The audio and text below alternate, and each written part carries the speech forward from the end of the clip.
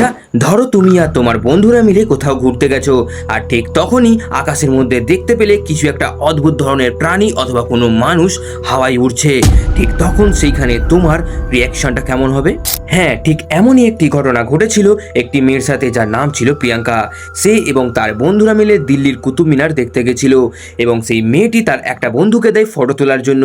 সেই ছেলেটা ফটো তোলার সময় ভুলবশতই ভিডিও রেকর্ডিং মোড অন করে দেয়, আর ঠিক তখনই তারা কুতুব মিনারের ঠিক ওপরের দিকে আকাশের মধ্যে কোনো একটা মানুষ অথবা একটা অদ্ভুত প্রাণীকে উড়তে দেখতে পায়। তোমরা এই ভিডিওটা না দেখলে বিশ্বাসই করবে না।